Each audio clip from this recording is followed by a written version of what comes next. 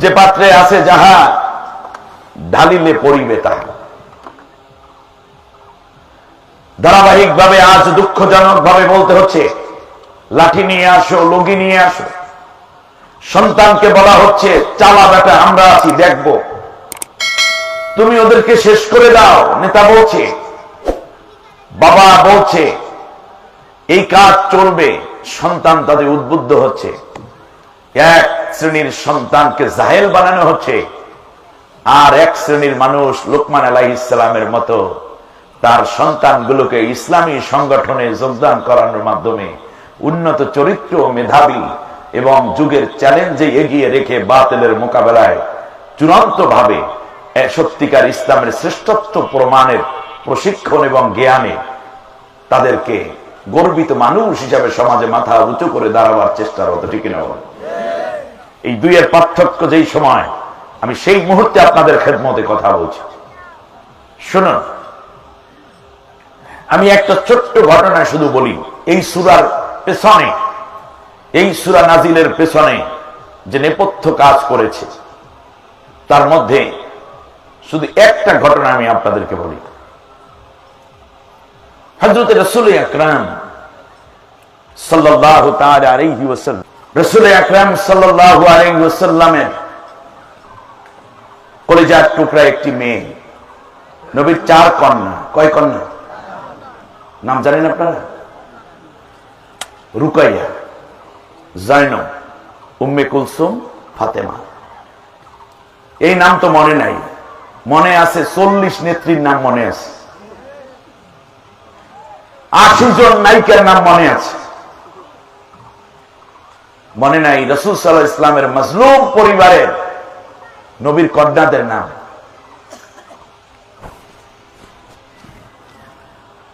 বিশ্বনবী সাল্লাল্লাহু আলাইহি ওয়াসাল্লাম কন্যাকে বিবাহ দিলেন আবু লাহাবের এক পুত্রের কাছে। আবু লাহাবের এই ছেলেটার নাম ছিল উতাইবা। নাম কি?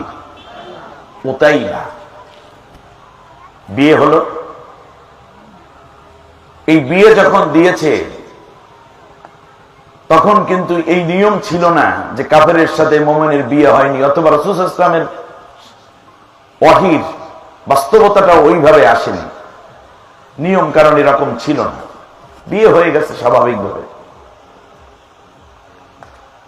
এক পর্যায়ে রাসূল সাল্লাল্লাহু আলাইহি ওয়াসাল্লাম দ্বীনের দাওয়াত দিচ্ছেন। নৈতিক এবং ইসলাম ও কুফরির পার্থক্যের কারণে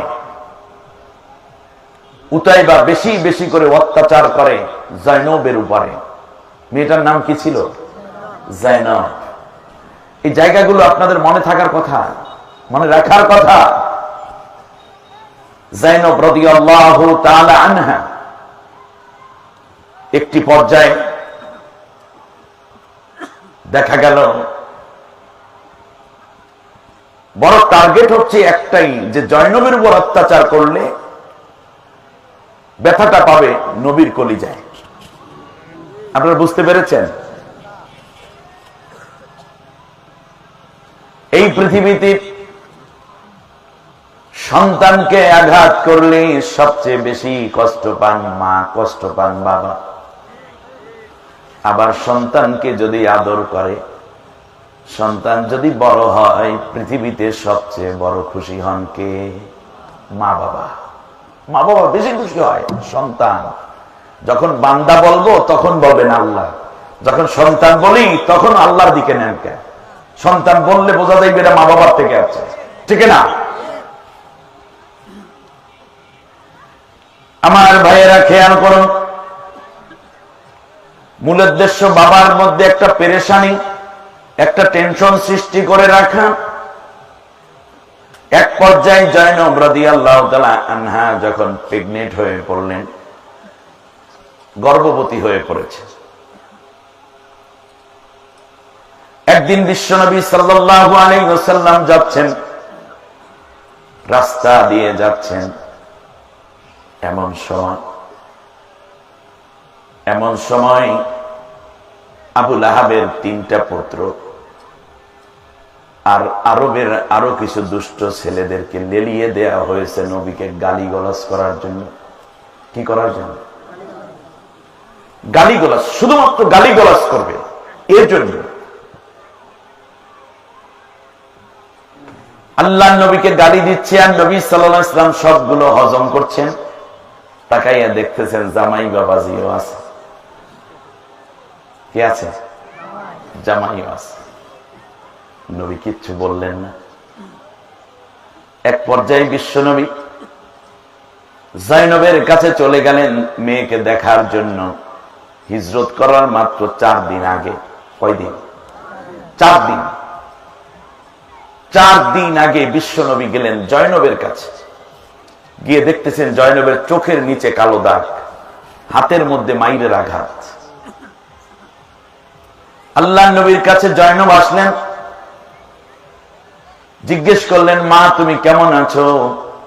জয়নব বললেন, আব্বা আমি খুব ভালো আছি, কিন্তু অত্যাচার। নবী জিজ্ঞেস করলেন, তোমার শরীরে এই দাগগুলো কিসের? বলে, আব্বু কিছু নাই, এমনিতেই হয়েছে। তার কারণ জানে, আমি যদি আমার কষ্টের কথা আব্বার কাছে বলি তাহলে আমার আব্বা মনটা আরো বেশি খারাপ করবে। এই সময় সূরা নাজিল। বুঝতে হবে আপনার প্রেক্ষাপটটা কত খারাপ একটি অবস্থায় তখন মুসলিমদের মধ্যে ছিল। 4 দিক থেকে ঘিরে ফেলেছে। এক পর্যায়ে সন্তান গঠনের পরিবেশ শেখাচ্ছেন আল্লাহ তাআলা, কিভাবে সন্তান বানাতে হয়। একটু একটু করে রাসূল সাল্লাল্লাহু আলাইহি ওয়াসাল্লাম হিজরত করলেন। খবর পেয়ে, নবীকে না পেয়ে আবু লাহাব চলে আসলো বাড়িতে। বাড়িতে এসে নিজে আঘাত করছে জয়নবকে। উতাইবাকে বলল, তুমি এখনই তোমার বউকে ডিভোর্স দিয়ে দাও। জয়নব রাদিয়াল্লাহু তাআলা আনহা বললেন, গর্ভে আমার সন্তান 6 মাস। এই সন্তান আমার গর্ভে থাকা অবস্থায় আমি কি করে আমার বাবার বাড়ি? শর্ত হচ্ছে তুমি মুহাম্মদকে কোনোদিন আর বাবা পরিচয় দিতে পারবা না। আর দ্বিতীয়, তুমি যে কালেমা পড়ে মুসলিমা হয়েছো, এই কালেমা প্রত্যাখ্যান করতে হবে। জাইনব রাদিয়াল্লাহু তাআলা আনহা বললেন, জীবন চলে যেতে পারে, বাবাকে কোনোদিন অস্বীকার করা যাবে? আর আমার বাবার মতো এত ভালো বাবা পৃথিবীতে আর নাই। দ্বিতীয়বারে বললেন যে আমি যে ইসলাম গ্রহণ করেছি এটাও সম্ভব নয়। ঈমান তো একবারই আনে, এটা ছেড়ে দেওয়ার কোনো বিষয় নয়। মনে রাখবেন, ঈমানটা শরীরের কুর্তা কিংবা গেঞ্জি না, চাদর কিংবা আলোয়ান না যে এটা রাখলে ইচ্ছে করলেই খুলে ফেলা যায়। ঈমান হচ্ছে শরীরের চামড়ার মতো, এটা খুলে ফেললে শরীরই থাকে না। এখন আনলাম ঈমান, কতক্ষণ পরে আবার কুফরি, একটু মুনাফিকি, একটু শিরক। ওই মাজারেও যায়, সিজদাও করে, মাজার পূজাও করে, আবার মাঝে মাঝে নামাজেও যায়। এটার নাম এইরকম কোন ঈমান বিষয় না। আমার গোটা দেহ, চিন্তা, কল্পনার সাথে জড়িয়ে রাখা ঈমান। হযরতে জাইনব রাদিয়াল্লাহু তাআলা আনহাকে আবু লাহাব ধমক দিয়ে বলল, যাও, এ সন্তান আমাদের দরকার নাই, তোমার পেটের বাচ্চা আমাদের মতো হবে না, ও মুহাম্মাদের মতোই হবে। জয়নব রাদিয়াল্লাহু তাআলা আনহাকে উটের পিঠে উঠিয়ে দেয়া হলো। এই ঘটনা বলা আমার উদ্দেশ্য না, মূলত এই সূরাটার একটা ব্যাকগ্রাউন্ড জানানো আমার মাকসুদ। চলছেন মক্কা এবং মদিনার মধ্যবর্তী একটি জায়গার নাম জুহফা। আবু লাহাব তার দুষ্ট ছেলেদেরকে আগেই বলেছে, যাও ওখানে মুহাম্মাদের মেয়েকে হত্যা করে ফেলবা, তীর নিক্ষেপ করে। ফলে কেউ বলতে পারবে না যে মুহাম্মাদের মেয়েকে আমরা মেরেছি, তার কারণ পথে ডাকাতের দলে মেরে ফেলেছে। আর মুহাম্মাদের মেয়েকে মারলে তার বিচার সুদূর পরা হতো। তার কারণ ক্ষমতার দাপটে যারা থাকে তারা সংখ্যা কমের কারণে ইসলামপন্থীদেরকে যদি এভাবে হত্যা করার মোটামুটি একটি বৈধ চিন্তা করে, একটা পর্যায়ে ঠিকই হিসাব দিতে হয়, সাময়িকভাবে মনে করে ওদেরকে মারলে হয় কি। পেছন দিক থেকে তীর নিক্ষেপ করছে, সন্ধ্যা ঘনিয়ে এসেছে। সেই সময় একটা তীর হঠাৎ করে জয়নবের কোমর বরাবর পড়ল। জাইনব রাদিয়াল্লাহু তাআলা উটের পিঠ থেকে নিচে পড়ে গেলেন। পড়ে যাওয়ার এত বড় উঁচু উট নিচে পড়ে যাওয়ার সাথে সাথে বাচ্চাটা গর্ভপাত হয়ে গেছে। জয়নব বেহুশ, প্রচুর রক্তক্ষরণ। খেয়াল করুন, সন্তানটিকে জয়নব শুধু কান্নার একটা আওয়াজ তার কানের ভেতরে গিয়েছিল, আর কোনো কিচ্ছু মনে নেই। কেউ নাই চারপাশে। উট তার মুখ দিয়ে বালুগুলো সরিয়ে জয়নবের ছোট্ট এই নবজাতককে টেনে টেনে এই বালুর গর্তের মধ্যে ফেলে উপর দিয়া আবার বালু দিয়ে ঢেকে দিল। উট, মরুভূমির উট। কিছুক্ষণ পরে জয়নব রাদিয়াল্লাহু তাআলা আনহুর হুঁশ হলো। শুধুমাত্র বললেন, পানি, আতিনি মুইয়া, একটুখানি পানি দাও। সাথে সাথে উট জয়নবের মুখ বরাবরে তার মুখটাকে নিয়ে নিজের ভেতরে, নিজের পেটের ভেতরে রাখা পানি জয়নব রাদিয়াল্লাহু তাআলা আনহার মুখের মধ্যে ঢালা শুরু করলো। আপনারা জানেন, উট 40 দিনের খাবার এবং পানি পেটের ভিতর জমা করে রাখতে পারে। জয়নব রাদিয়াল্লাহু তাআলা আনহা পানি পান করে কিছুটা স্বস্তি পেলেন। উট শুয়ে পড়ল। জয়নবকে পিঠের মধ্যে করে আবার রওনা মদিনার দিকে। এই ফাঁকে যখন জয়নব বেহুশ, তখন উট তার মুখ দিয়ে শক্ত করে ধরে টান দিয়ে তীরটাও বের করে ফেলেছে। এই পৃথিবীতে সন্তান যদি বিপদে পড়ে, বাবা মায়ের কলিজার মধ্যে বারবার সেটা উদয় হয়। মা তো চলে গেছেন আগেই, খাদিজা রাদিয়াল্লাহু আনহা। আল্লাহ নবী মাঝে মধ্যে কেন যেন মনটা খারাপ লাগে, এই কয়দিন বেশি খারাপ লাগে। চলে আসলেন তিনি, মদিনার উপকণ্ঠে আসেন। আজকে হঠাৎ করে দেখতেছেন একটা উট কাকে বহন করে যেন নিয়ে আসতেছে। আল্লাহর রাসূল আরো কাছে গেলেন, আরো কাছে গেলেন। জয়নব রাদিয়াল্লাহু তাআলা আনহা যখন তার বাবাকে খুব কাছে পেলেন, কোলের মধ্যে ঝাঁপ দিয়ে পড়ল, আব্বু আমি শেষ হয়ে যাচ্ছি, আব্বা আমি শেষ। জয়নব রাদিয়াল্লাহু তাআলা আনহাকে কোলের মধ্যে নিলেন বিশ্বনবী, ঘরের মধ্যে নিয়ে গেলেন, শুয়ে দিলেন, সেবা যত্ন করেন। কিন্তু জয়নব আর সুস্থ হয় না। আস্তে আস্তে করে জয়নব মৃত্যুর দিকে যায়। এই দিকে বদরের যুদ্ধ শুরু হয়ে গেল। বিশ্বনবী সাল্লাল্লাহু আলাইহি ওয়াসাল্লাম সবার কাছ থেকে বিদায় নিলেন। আগে সাহাবীদেরকে পাঠিয়ে দিলেন, এই যে আসতেছে রমজান, এই রমজান মাসে আল্লাহর নবী 7-8 জন সাহাবীকে রেখে দিলেন, পরে তারা যাবেন। সবার কাছ থেকে নবী বিদায় নিলেন। ঘরের শেষ পর্যন্ত জয়নবের রুমের মধ্যে নবী ঢুকলেন। দেখতেছেন জয়নব মৃত প্রায় পড়ে আছে। জয়নবের কানের কাছে গিয়ে আল্লাহর রাসূল বললেন, জয়নব। জয়নবের চোখ খুললেন, কিন্তু মুখ দিয়ে কথা বলবেন, কোনো আওয়াজ নাই। বিশ্বনবী সাল্লাল্লাহু আলাইহি ওয়াসাল্লামকে ইশারা করলেন, নবীজি তার কান জয়নবের মুখের কাছে নিলেন। জয়নব ফিসফিস করে বলছে, আব্বু আপনি যুদ্ধে চলে যান, আল্লাহ যেন আপনাকে বদরের যুদ্ধে বিজয় দান করেন। তবে আমি মনে হয় কিছুক্ষণের মধ্যে পৃথিবী থেকে বিদায় হয়ে যাব, কারণ আমার নাকের মধ্যে জান্নাতের সুঘ্রাণ পেতেছি। এমনিতে ইসলাম আসে নাই, শত শত জীবন আর সাগর সাগর রক্তের বিনিময়, নবী আলাইহিস সালামদের কষ্টের বিনিময়ে ইসলাম এসেছে। আর যারা এই জীবন, রক্ত, অর্থ দেওয়ার, সময় দেওয়ার, কোরবান করার চিন্তা করে সামনে আগাচ্ছে, তাদের বিরুদ্ধে যারা ফতুয়াবাজি করে, নিঃসন্দেহে তারা ভুল করে যাচ্ছে। আমি তাদেরকে শত্রু বলবো না, আমি বন্ধু বলতে চাই না, তাদের জন্য শুধু দোয়া করতে চাই। তবে মনে রাখতে হবে, যারা আল্লাহর কোরআন বিজয়ের জন্য শপথবদ্ধ জীবনে জীবন দেয়া, রক্ত দেওয়ার সিদ্ধান্ত নিয়ে পথ পেরিয়ে পর্যন্ত এসেছে, তাদেরকে ফতুয়া আর মাসআলার বন্দুক দিয়ে কোনদিনও শহীদ কাফেরকে স্তব্ধ করতে পারবে না। ঠিক হবে কি আজীব তাগুতকে টার্গেট করলো হত্যা করার জন্য, আর পেছন দিক থেকে ফতুয়া মারা শুরু করছে। আল্লাহ দিক তোমাদেরকে আজিব একটি মাজলুম সংগঠনের ব্যাপারে যে আমি ফেসবুকে যে কথাবার্তা শুনতেছি, এরা কারা? যখন গোটা দেশ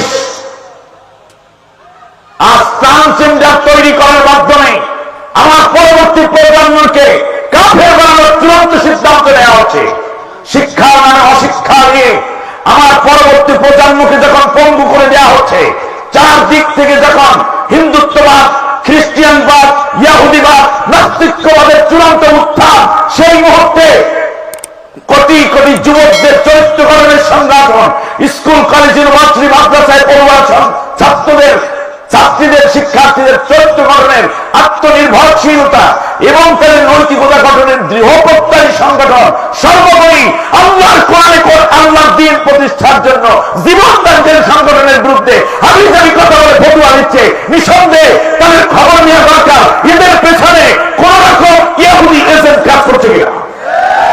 কি বলে না? জীবনে আসুন, সোজা হয়ে সত্যপথে আসুন। দিন ইসলাম এবং কামতে দিনের পথ বড়ই পিচ্ছিল, কণ্ঠকাকীর্ণ, পারলে সহযোগিতা করুন, নয় চুপ করে বসে থাকো। কাপুরুষদের জন্য ইসলাম নয়, বীর পুরুষদের জন্য ইসলাম। ঠিক না বলেন? কিছুক্ষণের মধ্যে আমি পৃথিবী থেকে বিদায় হয়ে যাব, এই যুদ্ধ থেকে ফিরে হয়তো আপনি আমাকে পাবেন না। শুধু এতটুকু বলি, বাবা আল্লাহ রাব্বুল আলামিন যেন আপনাকে এই যুদ্ধে বিজয় দান করে। কারণ আমার নাকের মধ্যে আমি এখন জান্নাতের সুঘ্রাণ পেতেছি। বিশ্বনবী সাল্লাল্লাহু আলাইহি ওয়াসাল্লাম ঘর থেকে বের হয়ে গেলে জয়নবের চেহারার মধ্যে আদর করে হাত বুলিয়ে দিলেন, কপালের মধ্যে চুমু খেলেন, চোখের মধ্যে চুমু খেলেন। দরজা পর্যন্ত যেতে না যেতেই পেছন দিক থেকে কে যেন ডেকে বলে, ইয়া রাসূলুল্লাহ একটু দাঁড়ান, আপনার কলিজার টুকরা জয়নব দুনিয়ার থেকে বিদায় হয়ে গেছে। নবী ফিরে এলেন, জয়নবের ব্যাপারে বললেন একটু গোসল করাও জয়নবকে। আল্লাহ রাসূল সাল্লাল্লাহু আলাইহি ওয়াসাল্লাম জান্নাতুল বাকির মধ্যে তার জন্য কবর খনন করছেন। এক পর্যায়ে কবরের মধ্যে নবী নিজে বসে পড়লেন। ঘরের মধ্যে সন্তানের লাশ, অপরদিকে বদরের হাতছানি, এইদিকে রাষ্ট্রীয় দায়িত্বে নবীজি। আপনি চিন্তা করতে পারেন, যে কথা বলছিলাম, নবীজি জয়নবের জানাজা পড়ালেন, তার আগে কবরের মাটির কবরের মধ্যে বসে পড়লেন। ক্লান্ত নবী, মানসিক ভাবে কষ্ট পাওয়া স্বাভাবিক, সন্তানের মৃত্যু। এক মুষ্টি বালু নিয়ে নবীজি বলছেন মাটির কবর, কিছুক্ষণের মধ্যে তোর ভেতরে আমার কলিজার টুকরা জয়নবকে রাখবো, বেয়াদবি করবা না, আমার জয়নবকে কষ্ট দেবা না। লাশ আনা হলো জানাজার পরে, নবী নিজে কবরের মধ্যে শুয়ে দিলেন জয়নব রাদিয়াল্লাহু আনহাকে। আল্লাহর কাছে কবরে রাখার সময় বলেন, আল্লাহ আমার জয়নব স্বামী পায় নাই, স্বামীর মহব্বত পায় নাই, সন্তান পায় নাই, ঘর পায় নাই, শুধুমাত্র ইসলাম গ্রহণ করার কারণে। কিন্তু আমার জয়নব বেয়াদব ছিল না, তুমি জানো। সুবহানাল্লাহ বলেন। আমার বন্ধুগণ, আমি শুধু এতটুকু বোঝানোর জন্য এতখানি কথা বললাম। কবর থেকে উঠে আল্লাহর নবীর গায়ের মধ্যে, জামার মধ্যে যে ধুলা ছিল, কবরের পাশে দাঁড়াইয়া নবী এইগুলো ঝাড়বেন, আর এখানে ফাতিহা, ইখলাস, দুরূদ শরীফ, সূরা তাকাসুর পড়বেন, এই চিন্তা নবীর মাথায় নাই। বদরের দিকে হাঁটতেছেন আর হাত ঝাড়তেছেন, কারণ এখানে দাঁড়াইয়া দাঁড়াইয়া হাত ঝাড়লে আল্লাহ হয়তো অপছন্দ করতে পারেন, তুমি কি দিন কায়েমের চেয়ে মেয়ের জন্য শোকাহত বেশি হয়েছে, এর জন্য নবী যাচ্ছেন। আল্লাহর নবী দেখতে পেলেন ওই কাফেলার মধ্যেই নবী যখন জয়নবের হিজরতের শেষ হলো, এক পর্যায়ে আর একদিন দেখা হলো, সেই দিনও ছেলেকে লীলাইয়া দিয়েছে, যাও যাও একটু গালিগালাজ করে আসো। আল্লাহ নবী বললেন, আল্লাহুম্মা সাল্লিত আলাইহি কালবাম মিন কালাবিদ দুনিয়া। আল্লাহ, দুনিয়ায় তোমার কত কুকুর আছে, একটা কুকুর দুনিয়ার এই কুকুরটার জন্য লীলাইয়া দাও। কার জন্য বলেন তো দেখি? ওতাইবার জন্য নবীজি বদদোয়া করলেন। নবী জীবনে 11 বার বদদোয়া করেছেন, 11 বার। তার মধ্যে এইটা একটা বদদোয়া। আমরা শুধু নবীর দোয়া জানি, কোন কোন ক্ষেত্রে নবী বদদোয়া করেছেন, তার মধ্যে এইটা একটা, আল্লাহুম্মা সাল্লিত আলাইহি কালবাম মিন কালাবিদ দুনিয়া। আল্লাহ তোমার দুনিয়া অনেকগুলো কুকুর আছে, একটা কুকুরের জন্য লিলাই দাও। আবু লাহাব বলল কাম শেষ। 43 জন সদস্য নিয়ে তারা যাচ্ছিল একটা সফরে ব্যবসার জন্য। মাঝখানে উতাইবাকে শোয়াইয়া রেখে রাত্রে শুয়ে আছে, চাঁদনি রাত, মরুভূমির মধ্যে হঠাৎ করে আসলো একটা বাঘ, এসে সবাই নাক এভাবে শুকতেছে, কেউরে আঘাত করে না। অনেক দূর থেকে দৌড় দিয়ে এসে ঠিক মিডলে উতাইবার ঘাড়ের মধ্যে কামড় দিয়ে আবার লাফ দিয়ে বাঘটা চলে গেল। কিছুক্ষণ পর আবু লাহাব বলল কাম শেষ, এবার তোমরা ওঠো, দেখো উতাইবার হাড্ডি গুড্ডি পাও কিনা। তার কারণ মুহাম্মদ যেই দিন বদদোয়া করেছিল সেই দিনই বুঝেছি আমার সন্তানকে আর রক্ষা করা সম্ভব না। আমার বন্ধুগণ, তারাও বিশ্বাস করতে রাসূল সাল্লাল্লাহু আলাইহি ওয়াসাল্লাম সত্য। আজকে আমাদের সন্তানদেরকে আমরা কি শেখাই? আমাদের শিক্ষার মধ্যে কি আছে? আমাদের ঘরের মধ্যে কি আছে? আমাদের বাচ্চাদেরকে আমরা কি শেখাই? আমাদের সন্তানদেরকে শেখানো হচ্ছে হাজার রকমের গালিগালাজ করো আলেমদেরকে। ইউনিভার্সিটির বাচ্চা ছেলে মেয়েদেরকে ছেড়ে দেওয়া হয়েছিল, যাও। রাজধানীর মূল কেন্দ্রে তারা নাচানাচি করলো, গাওয়াগাই করলো, নেককার পরেজগার আল্লাহর কোরআনের কর্মীদের বিরুদ্ধে তারা গালিগালাজ করলো, কোরআনের মুফাসসিরদের বিরুদ্ধে গালিগালাজ করলো, ইকামতে দ্বীন ইসলামী আন্দোলনের নেতৃবৃন্দের বিরুদ্ধে। ঠিক না? আজও আপনার সন্তানকে গালি শেখানো হচ্ছে। অথচ লোকমান আলাইহিস সালাম বললেন, শোনো দুনিয়ার মানুষেরা, কি করবা? আল্লাহ রাব্বুল আলামিন বললেন, শোনো, সন্তানদেরকে যে উপদেশগুলো তোমরা দিবে সেই উপদেশগুলো তোমার জন্য সাদাকায়ে জারিয়া হয়ে যাবে। কারণ তোমার সন্তানকে যদি তুমি গালিগালাজ শেখাও, অন্যায় শেখাও, সেই অন্যায় দ্বারা মূলত তুমি একসময় আক্রান্ত হবে। আল্লাহু আকবার। নৈতিকতা, মোরালিটি, হিউম্যানিটি, পাংচুয়ালিটি, মডেস্টি, সত্য, ন্যায় এবং মানবতা শেখানোর জন্য আল্লাহ রব্বুল আলামিন 11টা উপদেশ দিয়ে সূরা লোকমান নাজিল করলেন নবীর কাছে। কারণ লোকমান আলাইহিস সালাম কোন নবী ছিলেন না। কেউ কেউ বলেন তিনি নবী ছিলেন, আবার কেউ বলেন তিনি ছিলেন খুব পরহেজগার মানুষ। লোকমান আলাইহিস সালাম তার সন্তানকে বলতেছে, ও আমার সন্তান, তুমি শোনো, আকিমিস সালাতা, নামাজ কায়েম করো। সুবহানাল্লাহ। নামাজ কি করো? কায়েম করো, নামাজ প্রতিষ্ঠা করো। এর মানে হচ্ছে নামাজ প্রতিষ্ঠা মানে নিজে পড়ো। কথা বুঝেন? আমার দিকে তাকান। নিজে পড়ো, পরিবারের সবাইকে নিয়ে নামাজ পড়ো, সমাজের সবাই নামাজ পড়ো, রাষ্ট্রের সবাই নামাজ পড়ো, সমাজে কোনো বেনমাজি থাকবে না সেই ব্যবস্থা করো। এইটার নাম আকিমুস সালাত। কিন্তু আমাদের সমাজে ফাসাল্লি লিরাব্বিক, নামাজ পড়া আছে, কিন্তু আল্লাহ রাব্বুল আলামিনের নামাজ কায়েম তথা নামাজ ভিত্তিক সমাজ এবং রাষ্ট্র গঠন, রাষ্ট্রের সবাই নামাজ পড়ুক, এইরকম কোন প্ল্যান নামাজিদের হাতে নাই। ঠিক না? আমি একটা ছোট্ট উদাহরণ দিই। বাংলাদেশে সরকারি হিসেব অনুযায়ী প্রায় 2.5 লক্ষ মসজিদ, আর বেসরকারি হিসেব অনুযায়ী 4 লাখের উপরে মসজিদ। কত? 4 লাখ। আপনাদের চোখ খুলে দেওয়ার জন্য আমি 2টা উদাহরণ দেব। এই 4 লক্ষ মসজিদ, 8 লক্ষ কর্মচারী আছে আলেম, যারা হয়তোবা কর্মচারী বলবো না, তিনি হচ্ছেন কেউ ইমাম, কেউ মুয়াজ্জিন। কোন কোন মসজিদে 5-6 জন খাদেম সহ থাকে। ঠিক না? গড়ে ধরেন কমপক্ষে 2 জন করে আছে, তাতে 8 লাখ আলেম আছে। বাংলাদেশে তবলিগ জামাতের মেহনত আছে নামাজের জন্য। নামাজই তো শেখায় তারা, নামাজ পড়ো, নামাজ পড়ো, ইহতিমামের সাথে নামাজ পড়ো। ব্যাস, এটা গেল। এই চা এদিকে আসবে না। এরপরে আসে গেল এটা। পীর মাশায়েখ নামাজের কথা বলে, আমরা বক্তারা নামাজের কথা বলি। আপনাদের কাছে কোশ্চেন, নামাজ কি তাতে খুব বেশি নামাজই বেড়েছে? তার চেয়ে বড় অসুস্থতা এবং অসুবিধার কথা আমি বলি, সেটা হচ্ছে নামাজ পড়তে গিয়ে যেই মোরালিটি ডেভেলপ হওয়ার কথা, যেই নৈতিক মান খোদা ভীতি তৈরি হওয়ার কথা, তা তো হয় নাই। তার কারণ এত নামাজি হওয়ার পরেও সমাজের মধ্যে চোর এবং চুরি কমছে না বাড়ছে? কথা বলেন না কেন? বেড়েছে।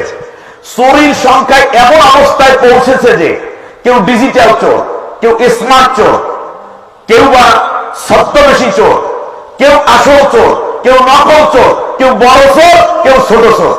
একজনে 1 কোটি টাকা জনগণের চুরি করে নিয়ে গেল, সেই লোকের কাছে বিচার দিয়েছে, সে গরু চোরের বিচার করে। গরুর দাম হইল সারা কোলায় 50,000 টাকা। মেম্বার চেয়ারম্যান, আপনাদের এই যশোরের কথা আমি বলি না, কোন কোন মেম্বার চেয়ারম্যান জনগণের টাকা চুরি করতেছে, লক্ষ লক্ষ টাকা, তার কাছে গেছে মুরগা চোরের বিচার। মুরগি চোরের বিচার করে, গরু চোরে না। কি আজীব কথা। মসজিদের মধ্যে আমি নামাজ কায়েম কি সেটা বোঝাতে গিয়ে এই দুঃখের কথাটা বলছি। সবচেয়ে বেশি ইবাদত, উন্নত চরিত্র গঠন হবে যে মসজিদের মধ্যে আল্লাহকে সেজদা করতে গিয়ে। আরে সব বাদ দেন, স্বাধীনতার তো 53টা বছর হয়ে গেল, এখনো পর্যন্ত মসজিদের মধ্যে জুতা চুরি বন্ধ হইল না।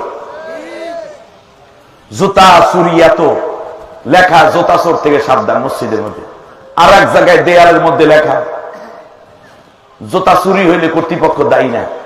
আর এক জায়গায় লেখা এক মসজিদের মধ্যে নিজ দায়িত্বে জুতা রাখুন। আর এক জায়গায় লেখা 2 জুতা 2 বাক্সে রাখেন, তাহলে চুরি হবে না। কি বুঝলেন? এক জোড়া জুতা চুরির নিরাপত্তা দিতে পারলো না। বয়স হয়ে গেল স্বাধীনতার 53 বছর, তাহলে আর কত বছর হলে কমপক্ষে মসজিদের চুরি বন্ধ হবে সেটা করা। এর মানে নামাজ কায়েম না হওয়ার কারণে নামাজ পড়া হচ্ছে, নামাজ কায়েম হচ্ছে না। নামাজ যদি কায়েম হতো তাহলে এই চুরি থাকতো না। আর নামাজ কায়েম মানে হচ্ছে রাষ্ট্রের প্রেসিডেন্ট নামাজ পড়বে, প্রাইম মিনিস্টার নামাজ পড়বে, প্রাইম মিনিস্টারের নেতৃত্বে সংসদের সব এমপিরা নামাজ পড়বে, প্রেসিডেন্টের নেতৃত্বে প্রধানমন্ত্রী সহ সবাই নামাজ পড়বে, আইজিপির নেতৃত্বে পুলিশ বাহিনী নামাজ পড়বে, ওসির নেতৃত্বে তার দায়িত্বে থাকা পুলিশরা নামাজ পড়বে, টিওর নেতৃত্বে অন্যান্য দায়িত্বশীলরা নামাজ পড়বে, চেয়ারম্যানের নেতৃত্বে মেম্বারেরা নামাজ পড়বে, মেম্বারের নেতৃত্বে এলাকার সব মানুষ নামাজ পড়বে। একটি বেনমাজি খুঁজে পাওয়া যাবে না। হেডমাস্টারের নেতৃত্বে স্কুলের সব ছাত্র ছাত্রী নামাজ পড়বে। ভাইস চ্যান্সেলরের নেতৃত্বে ভাবছেন ছাত্রছাত্রীর ইমামত ইক্তেদা করে নামাজ পড়বে।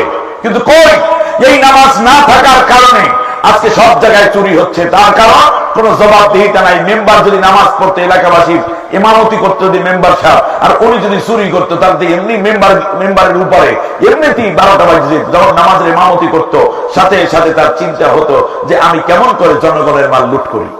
চেয়ারম্যান মেম্বারদেরকে নিয়ে নামাজ পড়তো, মেম্বারের সামনে নিঃসন্দেহে এই কাজ করতে পারতো না যে আয় জনগণকে না দিয়ে টিআরের মাল ভাগ করিয়ে খাই আমরা। কথাটা বুঝে আসছে? বিশ্বনবী সাল্লাল্লাহু আলাইহি ওয়াসাল্লাম একটি ইসলামী রাষ্ট্র কায়েম করলেন। ওই মদিনার মধ্যে যত লক্ষ মানুষ ছিল, একজন মানুষ, একজন মুমিন বেনমাজি ছিল না। বেনমাজি না থাকার কারণ হলো এই যে রাষ্ট্রীয়ভাবে নামাজের অর্ডার দেয়া হয়ে গেছে। সুবহানাল্লাহ, রাষ্ট্রীয়ভাবে নামাজের অর্ডার। এখন তাবলীগের ভাইরা সত্যিকারেই যদি চান সব মানুষ নামাজি হোক, তাহলে রাষ্ট্রীয়ভাবে নামাজ যেন প্রতিষ্ঠিত হয়, সেই জন্য সৎ এবং ইসলামপন্থীদেরকে ক্ষমতায় পাঠানোর জন্য কাজ করতে হবে, আর এই দিকে দাওয়াতি মেহনত চালাতে হবে। আর না হলে কিয়ামত পর্যন্ত তাবলীগের মেহনত দিয়ে সব মানুষ নামাজি বানানো সম্ভব হবে না। আল্লাহ তাআলা আমাদেরকে হক বোঝার তৌফিক দিন বলেন আমিন। আল্লাহ রাব্বুল আলামিনের জন্য বলেছেন, আল্লাযীনা ইম্মাক্কান্নাহুম ফিল আরদি আকামুস সালাতা ওয়া আতাউয যাকাতা ওয়া আমারু বিল মা'রুফি ওয়া নাহাউ আনিল মুনকার। মনে রাখবা, ইসলামী দল যদি রাষ্ট্র ক্ষমতায় যায়, আল্লাহ রাব্বুল আলামিনের কোরআনের বিধান যারা কায়েম করতে চায়, তারা রাষ্ট্র ক্ষমতায় যায়, 4 দফা কাজ তারা বাস্তবায়ন করবে। 1 নম্বর হলো সব ছেলে মেয়ে, নারী পুরুষ ওই রাষ্ট্রের মধ্যে যারা মুমিন সবাইকে নামাজ পড়তে তারা অনুপ্রাণিত করবেন, নামাজ যেন পড়ে সেই ব্যাপারে তাকিদ দেবে। একটা বেনামাজি যদি খুঁজে পাওয়া যায়, ছেলে ফজরের নামাজে ওঠে নাই, মা ডেকেছে, বাবা ডেকেছি, সাথে সাথে 999 কল দেবে মা, খেয়াল করেন নাই, অফিসার চলে আসবে, ছেলেটাকে ধরে নিয়ে যাবে, মা বাবা সুন্দর করে বলবে যাও, জেলখানায় থাকবে কয়দিন? কয়দিন বলতে পারেন? দিন নির্ধারিত নাই। আল্লাহ নবী সাল্লাল্লাহু আলাইহি ওয়াসাল্লামের সময়, ওমর রাদিয়াল্লাহু তাআলা আনহুর সময় থেকে নিয়ে যা করা হতো, যতদিন পর্যন্ত এই লোকটা ওই জেলের মধ্যে 5 ওয়াক্ত নামাজ একটানা পড়তে অভ্যস্ত না হবে, ততক্ষণ পর্যন্ত জেলের মধ্যে রাখা হুজুর, ঘর থেকে নিয়ে গেল, জেলের মধ্যে আছে কি হুজুর, সরকারি হুজুর, সরকারি হুজুর, আস্তে করে বলবেন তোমার নামাজ পড়ো না কেন? কেউ অলসতা, ঠিক আছে এখন থেকে উঠবা না। আছে কোথায়? ঘরে না জেলে? কথা বলে না, আরামে না কষ্টে? কষ্টে আছে, এখন হুজুরে উঠায়। জেলের হুজুর নিয়মিত এভাবে হাজিরা টানে নামাজ। শফিকুল ইসলাম জি স্যার আসি, ওস্তাদ জি আসি, হুজুর আসি, ওর নামাজ রোজার যত ডিস্টার্ব আছে, দোয়া কালাম সব হুজুরেরা শেখাচ্ছে। কোন জায়গায় বৈশা? জেলের মধ্যে বৈশা। তখন জেল হয়ে যাবে মাত্র, জেল হয়ে যাবে চরিত্র সংশোধনের মূল কেন্দ্র। আর এখন জেলগুলো হচ্ছে নির্যাতনের আখড়া, করা ঠিক না বলে?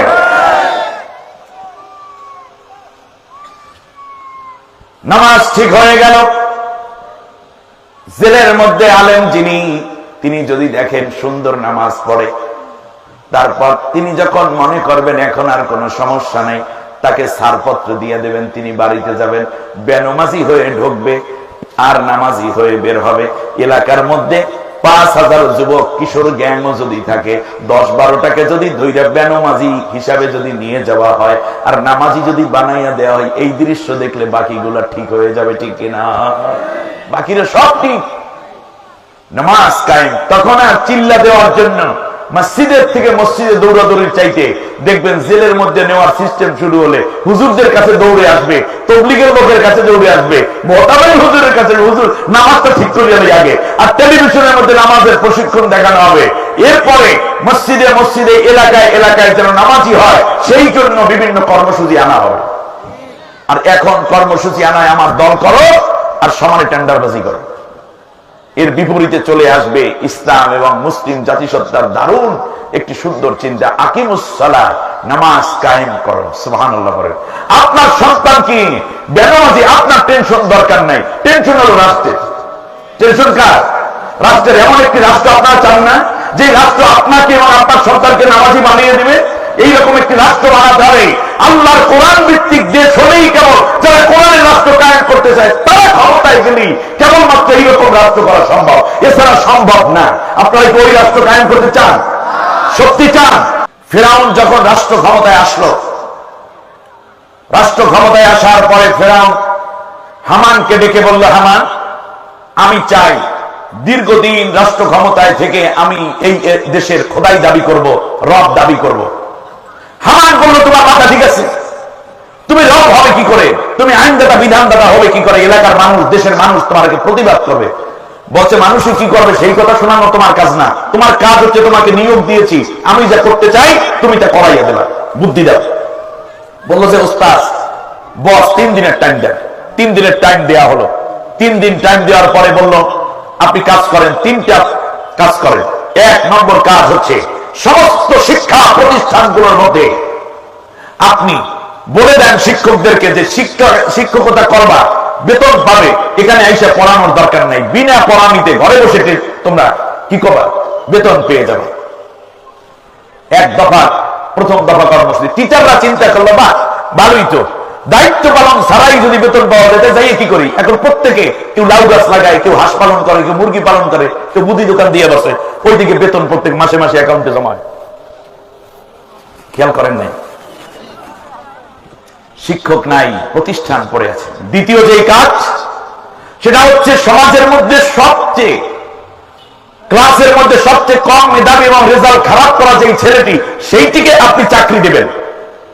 ফলে শিক্ষিত মেধাবী ছেলেরা বলবে কি লেখাপড়া করে কোনো লাভ দেয়, ওই পচা সেইটা একেবারে অরণ নম্বর ছিল 53, সব পেপারে করতো ফেল, সে যেহেতু চাকরি পেয়ে গেছে অতএব পড়ালেখা করে হইবে কি, ফলে ছাত্রদের মধ্যে পড়ালেখার প্রেরণা কমে যাবে। তৃতীয় হচ্ছে নেতৃত্বের জায়গায় নিয়ে আসবেন সন্ত্রাসী স্টাইলের লোকদেরকে। নবীজি সাল্লাল্লাহু আলাইহি ওয়াসাল্লাম এই প্রসঙ্গে বলেছেন, তুআল্লিমানি গায়রিদ্দিন, ভালো করে কান খাড়া করে শুনুন, এমনি জাতি ধ্বংস হয়ে যাচ্ছে আপনার মাথা থেকে,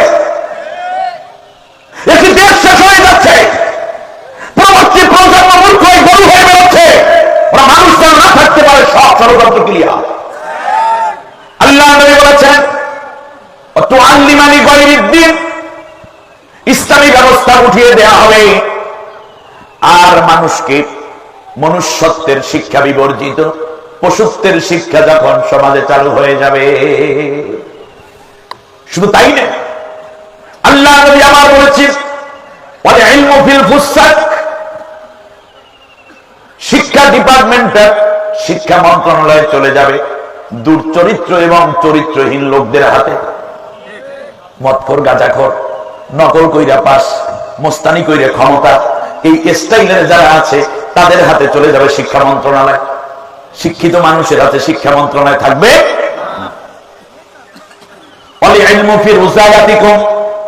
নবীজি বলেছেন, দুর্চরিত্র পরায়ণ লোকদের হাতে জ্ঞানের চাবিকাঠি চলে যাবে। শুধু তাই না, এখন দেখা গেল শিক্ষিত মানুষ যারা, তারা এখন তাদের কোনো কাজ নাই।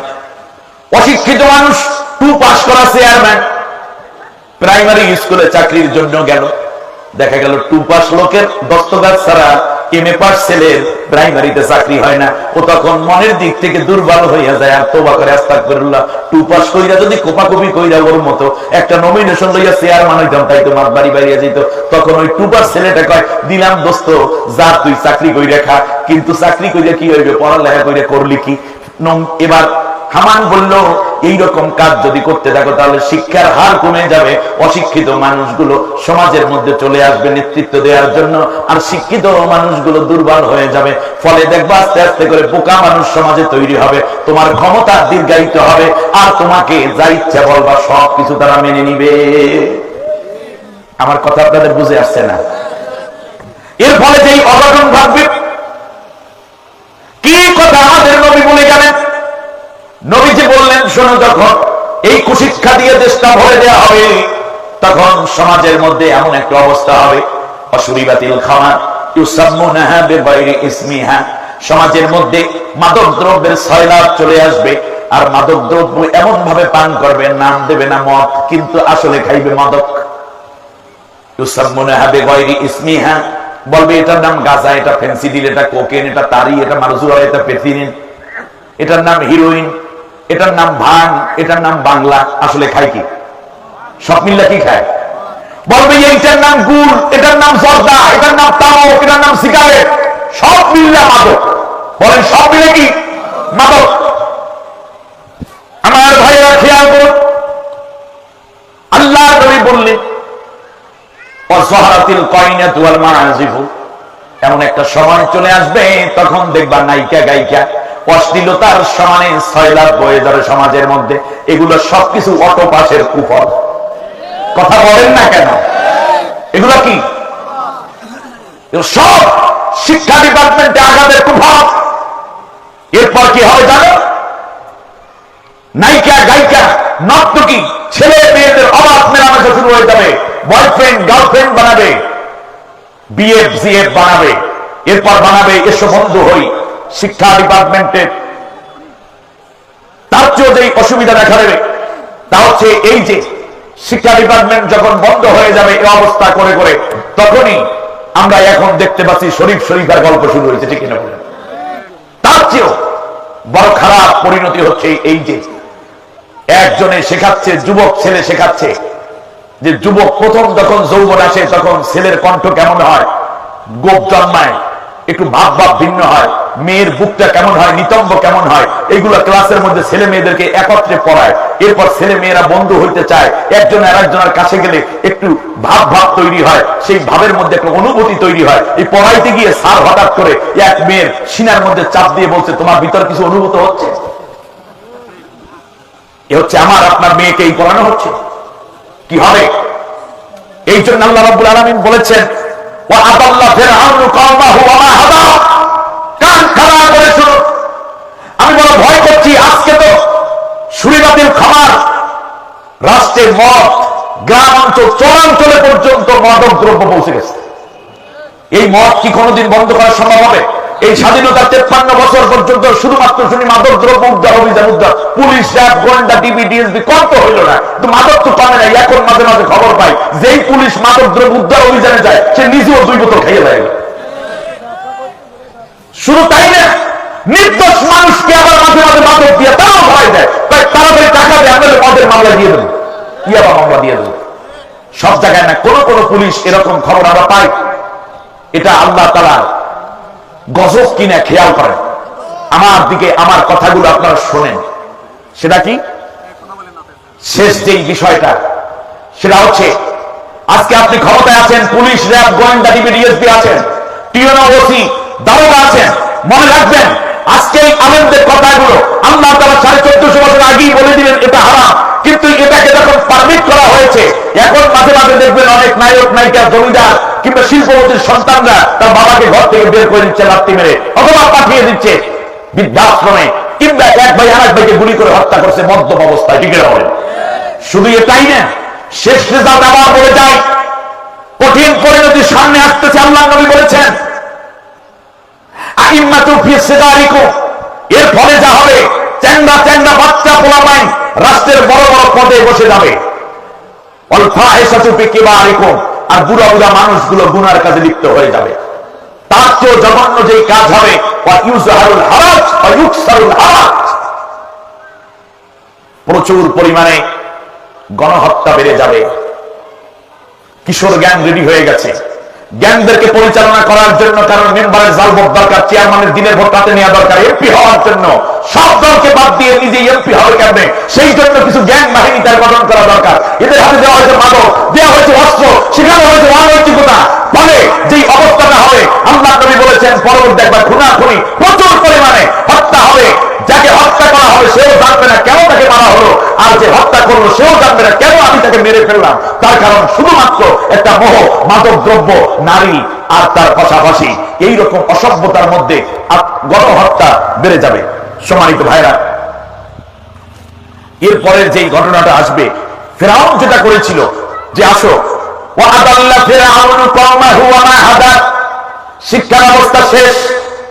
কারণ শিক্ষা ধ্বংস না করলে শাসকরা রাষ্ট্র ক্ষমতায় দীর্ঘদিন একটানা থাকতে পারে না। শিক্ষিত মানুষ অন্যায়ের প্রতিবাদ করে, আর অন্যায়কারী কোন শাসক গোষ্ঠীকে যদি দীর্ঘদিন ক্ষমতায় থাকতে তারা চায় তাহলে সমাজ থেকে মৌলিক শিক্ষাটাই উঠাইয়া দেবে। এখন শিক্ষা থাকবে কিন্তু কি শিক্ষা দেবে? এই কারণে ফিরআউন সেই সময় ফিরআউনকে হামান পরামর্শ দিয়েছে। 3 দিন পর বলতেছে ও দোস্ত, যদি দীর্ঘ ক্ষমতায় থাকতে চাও তাহলে একটা কাজ করো, শিক্ষা ব্যবস্থার 12টা বাজাই দরকার, তাহলে স্কুল কলেজ যা বানাইলাম এগুলো দিয়ে কি করবো? তারপরে বললো স্কুল কলেজের মধ্যে এইগুলা থাকবে, আর প্রত্যেক স্কুল কলেজের মধ্যে থেকে তো আল্লিমানি গায়রিদ দ্বীন, ইসলামী শিক্ষা অর্থাৎ দ্বীন বিরোধী শিক্ষা তুমি চালু করে দাও, ওইটাই কর।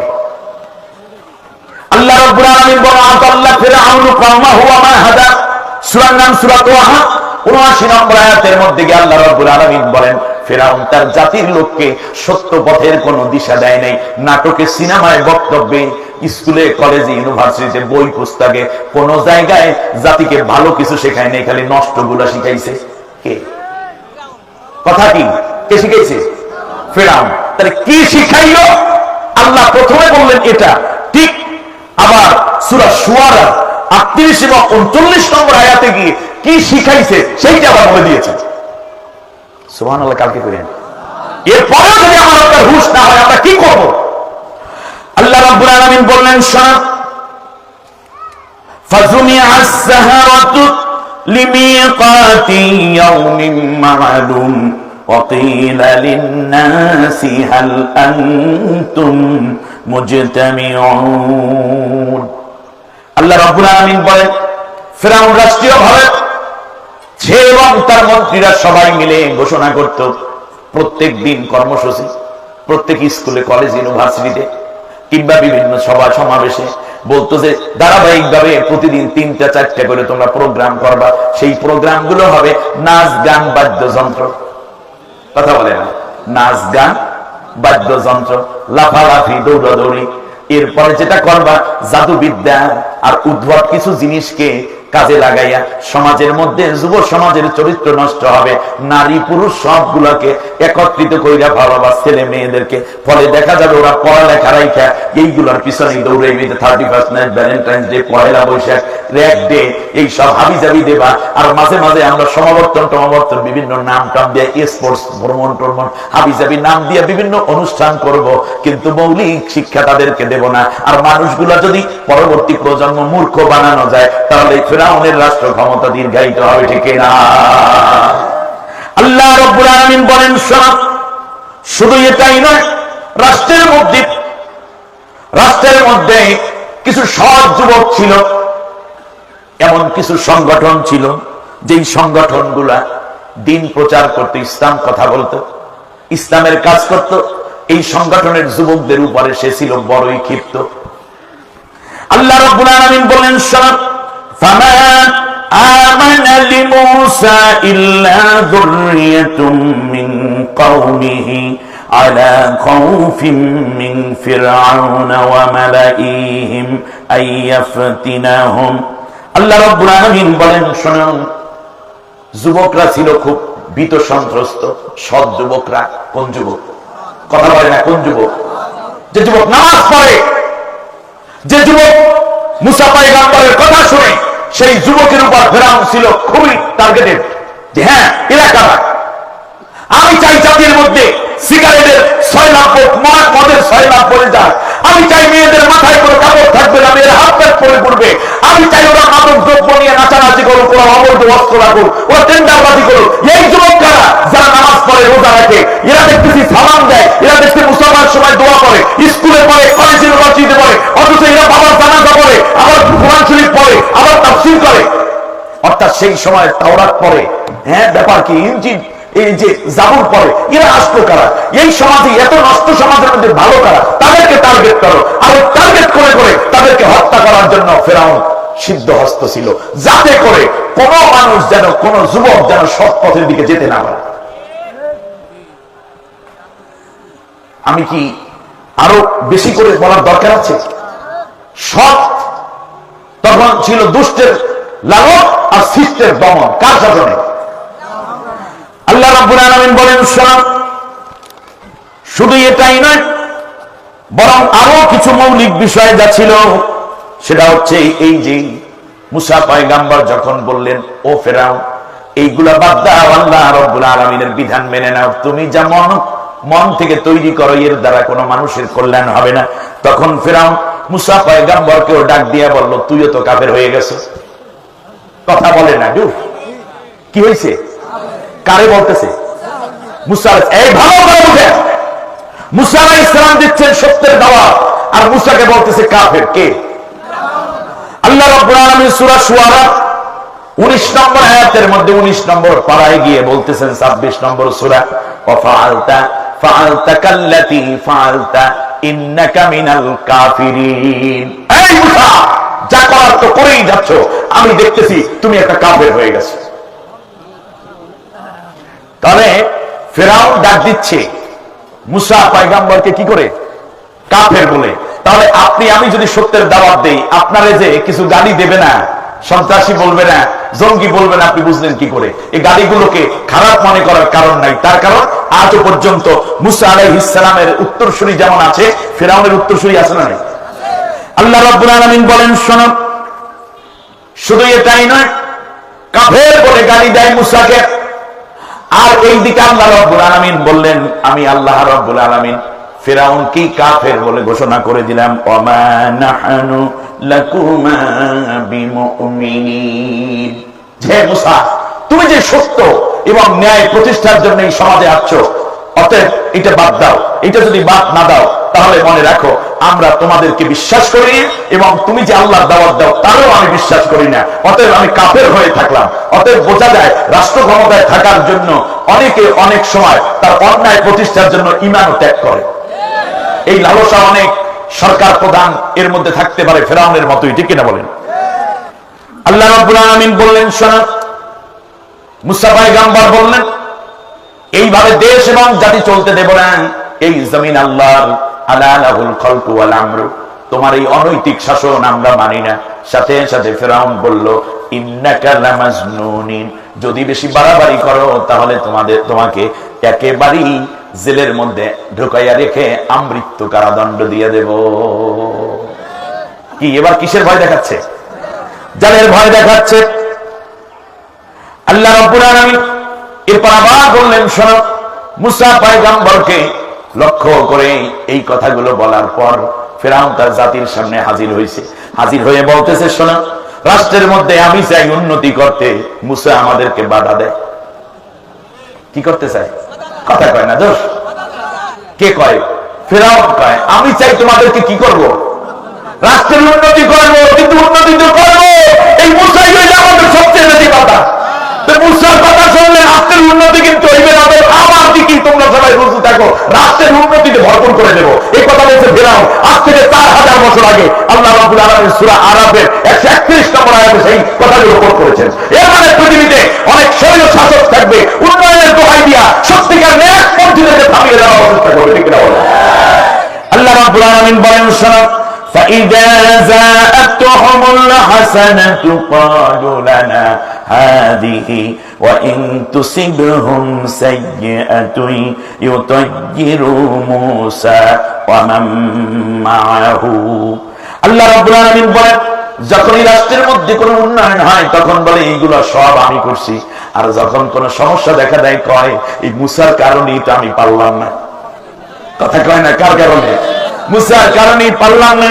এই মুসা যদি সামনে আগায় তাহলে রাষ্ট্র কিন্তু আর আগাইবে না। অতএব মুসারে তোমরা সবাই থামাইয়া দাও, আমার একটু আগাইয়া দাও। আল্লাহ রাব্বুল আলামিন বলেন, শোনো, এই জন্য 9টা গ্রুপকে ফিরআউন ব্যবহার করেছে। কয়টা? কত কথা আল্লাহ বলে রেখেছেন। 9টা গ্রুপকে সে ব্যবহার করেছে। وكان في المدينة 9 رهط يفسدون في الأرض ولا يصلحون। শুধু তাই নয়, সে 9টা গ্রুপকে, হয়তো 9টা সেক্টর, 9টা পত্রিকা, 9টা মিডিয়া, 9টা গ্যাং বাহিনী, 9টা অস্ত্রধারী বাহিনী, অথবা 9টি সশস্ত্র বাহিনী, অথবা 9টি গুপ্ত বাহিনী তারা তৈরি করেছিল এমন ভাবে মুসা পয়গম্বর যেখানে যাকে কথা বলবে সাথে সাথে তার প্রতিবাদ করার পাশাপাশি ওই গ্রুপটা যেন কোনোদিন আর মুসার দিকে না যেতে পারে, সেই জন্য 9টা গ্রুপকে সে কাজে লাগিয়ে দিয়েছিল শুধুমাত্র মুসাকে ঠেক দেওয়ার জন্য। শুধু তাই, এরপর আবার বলল, শোনো, মুসা আলাইহিস সালামকে লক্ষ্য করে বলল, মুসা যা কিছু করছে তা তোমাদের ক্ষতির জন্য, কিন্তু আমি তোমাদের উন্নয়ন করে যাচ্ছি। বলেন নাউজুবিল্লাহ।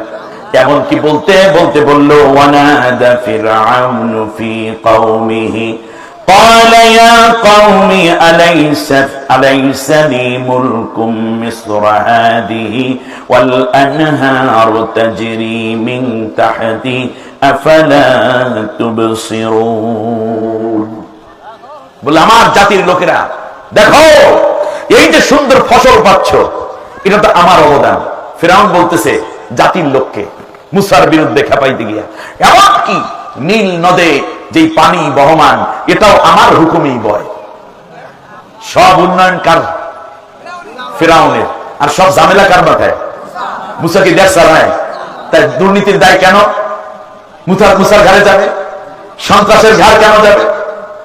মানুষের মৌলিক অধিকার হনন হচ্ছে, এর মধ্যেও খোঁজে যে ভাই মুসার হাত আছে, এই যে অন্যায়টা হয়েছে এটার মধ্যে মুসার হাত আছে, খালি হাত খোঁজে মুসার। এক পর্যায়ে বলল যে সব উন্নতি আমার আর সব অবনতির কারণ হইল কে? মুসা। আল্লাহ রাব্বুল আলামিন বলেন, শোনো, যেই নদীর দোহাই দিল সেই নদীর মধ্যে আল্লাহ রাব্বুল আলামিন ফিরআউনকে ডুবাইয়া দিল।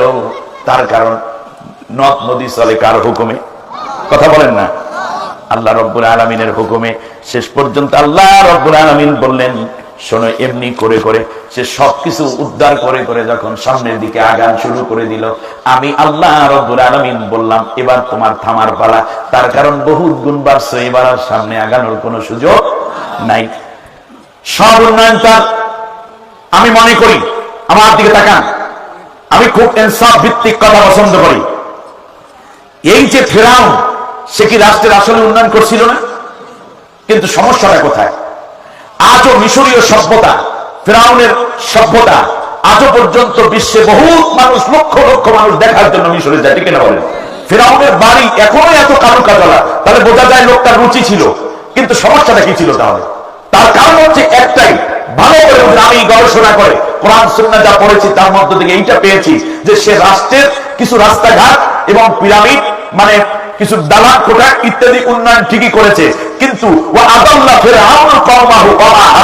আল্লাহ তাআলা বলছেন তার জাতির লোককে সে সঠিক শিক্ষা দেয় নাই। সে শিক্ষা না দিয়ে বড় শিক্ষার বদলে সব মানুষগুলোকে সে গোমরাহ বানাই দিয়েছিল। তা আল্লাহ তাআলা কি ফিরআউনের উন্নয়নের কথা দেখে না? কথা বলছেন না কেন আপনারা? ফিরআউনের কাজ আল্লাহ দেখেন না? অবশ্যই দেখেন। তাই যেই লোকটা এতটা বছর বসে এত উন্নয়ন করলো, তারপরে তার উন্নয়নের কোন নাম নাই কেন? আল্লাহ বলছেন সে ছিল পৃথিবীর স্বৈরশাসক। মূল কারণ হলো এই যে সে জাতির মধ্যে নৈতিক উন্নয়নের কোন কাজ করে না। আদাল্লাহ ফিরআউন কওমাহু, ফিরআউনের কাজ ছিল জাতির লোককে গোমরাহ করে দেয়া, মাদকে ঢুকাইয়া দেওয়া, অস্ত্রে ঢুকাইয়া দেওয়া, ছোট্ট ছোট্ট বাচ্চাদের হাতে। আমি দেখে আশ্চর্য হয়েছি, শিশু বাচ্চাদের হাতে, ক্লাস 2-3 ক্লাস মাত্র 7 বছরের বাচ্চা ভোট দিয়েছে 13টা। আমার সন্তানকে কত নৈতিক নিচে চলে গেল। শিক্ষকরা একসাথে জাল ভোটের উৎসবে অংশগ্রহণ করলো, পুলিশ বাইরে দাঁড়িয়ে তার সাপোর্ট দিল। আমরা কোথায় যাব? জাতি তো অন্যায় ও অভ্যস্ত হয়ে উঠতেছে। সবচেয়ে বড় ক্ষতি এই কাজগুলো যারা করছে বেশিরভাগ মুসলমান। মুসলমান কি একজন হক আরেকজনকে দিতে পারে? কথা বলেন না কেন আপনারা? মুসলমান কি খারাপ করে সহযোগিতা করতে পারে? মুসলমান কি দুর্নীতি করতে পারে? মুসলমান কি মিথ্যা কথা বলতে পারে? এতগুলো কাজ যাদের যদি করানো হয়েছে তাদের ভিতরে ইমানি দুর্বলতা চলে আসছে। আমার ওই সন্তানদের জন্য, আমার ওই প্রশাসনের কর্মকর্তা, আমার ওই শিক্ষকদের জন্য করোনা হয়, আত্মচায় এই অন্যায়গুলো যারা করলেন আপনারা মুসলিম বলুন দেখি, অন্যায় করে সাপোর্ট দেওয়ার মুসলমানের কাজ ছিল না। ইয়া বুনাইয়া ওয়ামুর বিল মারুফ, ন্যায় কাজের আদেশ করো, অন্যায় কাজে বাধা দাও। অন্যায় কাজে বাধা না দিয়ে অন্যায় কাজের সাপোর্ট করে দেন আপনি তো মুসলমানের কাজ করেন নাই। আমার এই কথাগুলো আপনার এখনো কানে যাবে কিনা জানি না, ভালো করে বুঝুন। মোরালিটির দিক থেকে ফিরআউন তার জাতিকে আদাল্লাহ মানে কি? গোমরাহ করে দিয়েছে, নৈতিক শিক্ষাটা শেষ করে দিয়েছে। তাহলে বোঝা যায় একটি রাষ্ট্রের উন্নত কিছু রাস্তাঘাট, কালভার্ট, ব্রিজ, বিল্ডিং হলে একটি রাষ্ট্র উন্নত হয় না। এই রাস্তা দিয়ে তারা যাবে, তারা যদি উন্নত মানুষ না হয়। আপনি রাস্তাটা বানাইলেন 100 কোটি টাকা দিয়ে, এই রাস্তা দিয়ে যদি মদ খেয়ে যায়, এই রাস্তা দিয়ে যদি দুর্নীতির টাকায় কেনা গাড়ি দৌড়ায়, এই রাস্তা দিয়ে যদি দুর্নীতিবাজ দৌড়ায়, এই রাস্তায় যদি ছিনতাই হয়, এই রাস্তা দিয়ে 5টা মেয়ে তার বাবার সাথে হেঁটে যাবে, যদি 5 মেয়ে ছিনতাই হয়, 10 জনের শিকার হয়, কোটি টাকা নিয়ে মানুষ যাবে, যদি মাঝখানে বসে ডাকাতির শিকার হয়, যদি এই রাস্তার মধ্যে চাঁদাবাজি হয়, তাহলে এই রাস্তায় কেউ ইসলাম চায়? আগে তুমি ভালো মানুষ চাইবা, তারপর উন্নত ভালো একটা রাস্তা বানা। ফিরে উন্নত রাস্তা বানিয়েছে, উন্নত বিল্ডিং বানিয়েছে, আর জাতির লোককে গোমরাহ করার কারণে আল্লাহ তাআলা বলছেন পৃথিবীর নিকৃষ্ট শাসকের নাম ফিরআউন।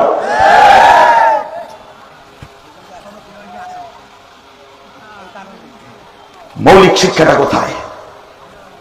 একটা নষ্ট জাতি তৈরি করে ফিরআউন যখন বিদায় হলো, আল্লাহ রাব্বুল আলামিন বলছেন ফিরআউন কি চিরদিন থাকে? পৃথিবীতে কেউ স্থায়ী হয় না, হোক না সে ফিরআউন কিবা নমরুদ, কেউ ভাবে চিরকাল রয় না। ঠিক না বলেন? এক একটা স্মৃতিচিহ্ন থাকে এক একটা গভর্নমেন্টের। ফিরআউন যেটা করেছে সেটা হচ্ছে তার উন্নয়ন করেছে রাষ্ট্রের, কিন্তু মোরালিটি ডেভেলপ করে নাই। জাতিকে কি করেছে? গোমরাহ করেছে। এই যে সেই দিন যেই দিন মারা গেল, আল্লাহ রাব্বুল আলামিন বলতেছেন শুনুন, ফান্তাকামনা মিনহুম ফাআগরাকনাহুম ফিল ইয়ামমি ওয়া ইন্নাহুম কাযযাবু বিআয়াতিনা ওয়া কানু আনহা গাফিলিন। আল্লাহু আকবার।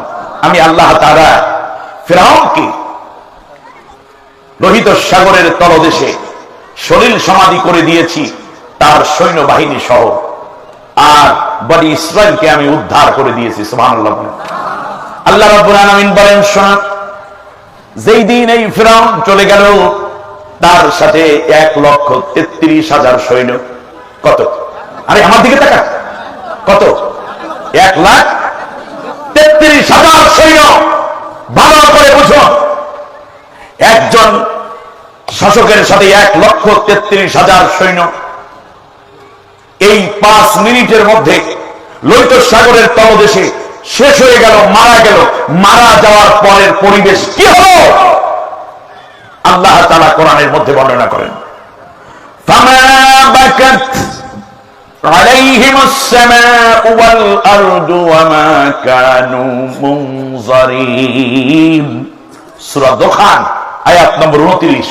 আল্লাহ রাব্বুল আলামিন বললেন, ফিরআউন যেই দিন মারা গেল আর তার সৈন্যরা মারা গেল, টোটাল মিশরের মধ্যে একটি পরিবারে, একটি ঘরে, একটি অফিসে, একটি স্কুলে, একটি কলেজে, একটি ইউনিভার্সিটিতে, একটি ক্লাবে, একটি বস্তিতে, একটি থানায়, একটি ওয়ার্ডে, একটি ইউনিয়ন কাউন্সিলে, কোথাও এমনকি ফিরআউনের দীর্ঘ 220 বছর শাসন আমলে অন্যান্য রাষ্ট্রের সাথে যেই সম্পর্ক সে গড়েছিল বিশ্বের কোন রাষ্ট্রেও তার জন্য, নিজের দেশেও না, বিশ্বের কোথাও না, এমনকি জমিনের মধ্যে কোথাও কেউ এক ফোঁটা চোখের পানিও ছাড়ে নাই এবং তার জন্য কেউ কোনো আফসোস করে না। ওমা কানু মুনজারিন, এবং কান্নার কোনো পরিবেশও ছিল না। আমার কথাগুলো আপনার মাথার উপর দিয়ে আজকে চলে যেতে পারে, তা আমার আল্লাহর কথা সত্য, এবং সত্যটা আমি বলেই গেলাম। তাহলে আপনি দেখুন এই যে 1,33,000 সৈন্য মারা গেল, এই 1,33,000 ফ্যামিলির লোক মারা গেল না। আমার দেশে কোন সেনাবাহিনী মারা গেলে তার বাড়িতে কান্না হয় না, তার শ্বশুর বাড়িতে কান্না হয় না, তার বাচ্চারা কান্না করে না, তার বোন কান্দে না, তার ভাই কান্না করে না, করে। কিন্তু আল্লাহ তাআলা নিজে বলছেন পৃথিবীর বুকে, মিশর তো দূরে কথা, পৃথিবীর কোথাও ফিরআউন এবং তার সৈন্যবাহিনীর জন্য সেদিন কেউ কান্না করে নাই। কারণ কি? তাফসীরে এসেছে এমনকি আসমানেও, তাহলে বোঝা যায় মানুষ মরার পর আসমানেও কান্না হয়। যেই দিন সত্যিকার দিনদার মাজলুম আলিম এবং মুজাহিদরা মারা যায়, সেদিন আসমানের ফেরেশতারাও কান্দে। দুনিয়ার মানুষ কান্না করে। একটা জানাজায় যাওয়ার জন্য নিজের হাজার হাজার টাকা খরচ করে, ওই জানাজায় গেলে আবার পুলিশ অ্যারেস্ট করবে, এরকম আশঙ্কা, তাকে গুলি করবে, মামলা খাবে। এরপরও মন মানে না আল্লাহর কোরআনের পাখির জানাজায় হাজির হওয়ার জন্য সবাই দৌড়া। আর সেই দিন দেখলাম ঢাকার মূল প্রাণ কেন্দ্রে জানাজা হচ্ছে এক লোকের, বাংলাদেশের তথাকথিত বুদ্ধিজীবী। টেলিভিশনে সমানে বড় করে স্ক্রলে লেখা আছে অমুকে মারা গেছে, আপনার সবাই জানাজায় চলে আসেন। আমি বললাম যে সারছে, শয়তান একটা করছে, জানাজা পড়বে কিনা। শেষকালে গুইনে দেখলাম 13 জন জানাজা পড়তে আছে, তার মধ্যে 4 জন মহিলা।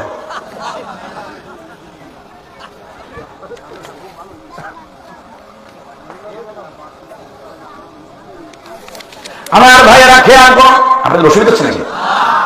এবার খেয়াল করুন, আল্লাহ রাব্বুল আলামিন বলেন পৃথিবীতে কান্নার কোনো পরিবেশও ছিল না।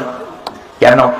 তাফসীরের বিভিন্ন কিতাবগুলো দেখে যা বুঝলাম সেটা হচ্ছে এই যে ফিরআউন যে অত্যাচার শাসন করেছে, কানতে হলে শিক্ষা লাগে, কথা কয় না? কানতে হলে কি লাগে? এমএ পাস লাগে না, কিন্তু শিক্ষাটা লাগে। এই আমার বাবা, এই আমার মা গো, মা কত যত্ন করেছে, মায়ের পড়া বাবার পড়া পড়াতে হয়। মা যে আমার নয়নমণি, মা যে আমার কলিজার সুখ। হ্যাঁ, ছোট্টবেলায় একটু একটু করে বাড়াইয়া টাড়াইয়া রব্বের হামুমা কামা রব্বায়ানি, দোয়াগুলো আছে, এরপর নিয়ম কারণ, এগুলো ফিরআউন সব বন্ধ করে দিয়েছিল। ফলে প্লাস্টিক মার্কে একটা জাতি তৈরি হয়েছে সন্তান। খেয়াল করছেন কিনা?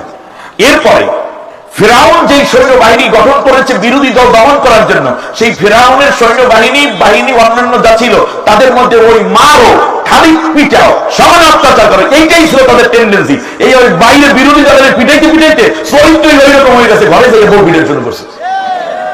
বউ পাই তুই মরলে আমি শান্তি পাই, তুই অফিসে করে দেখ, আমি রিক্সাওয়ালা চলে গল্প করবো, ও হৃদয়টা ভালো, তোর হৃদয়টা কঠিন, ঠিক কেনা বলেন? শেষকালে দারোয়ানের সাথে, ড্রাইভারের সাথে ও সুখ নেয়। আমার কথা আপনারা বুঝতেছেন?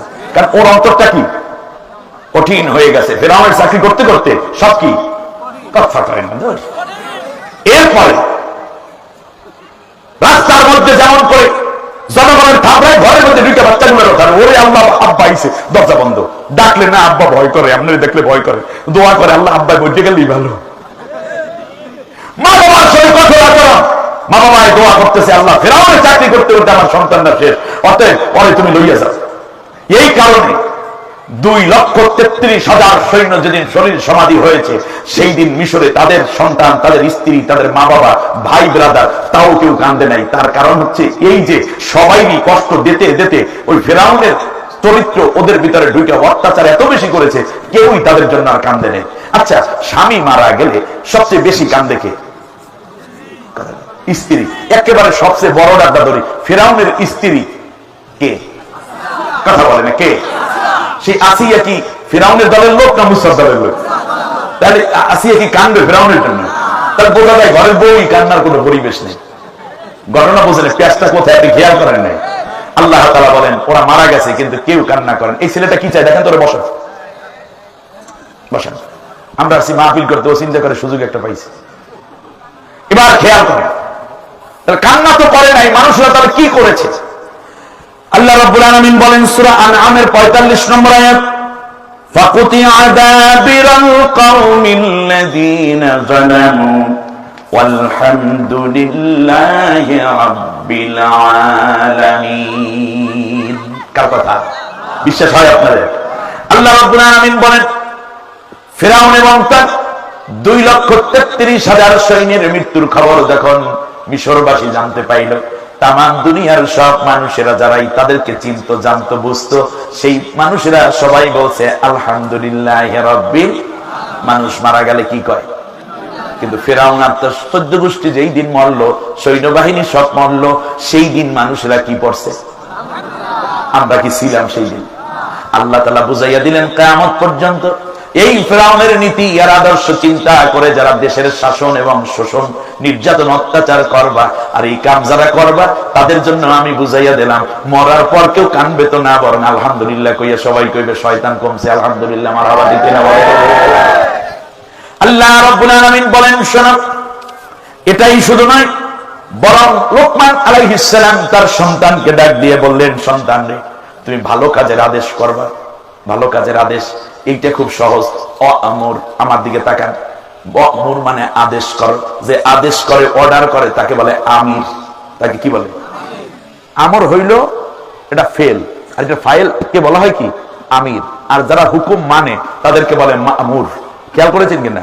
একটা হলো আদেশ, আর একটা আদেশ দাতা, আর একটা হলো আদেশ পালনকারী। আদেশটা হইল ক্রিয়া, আর যে আদেশ দাতা তাকে বলে কি? আমির।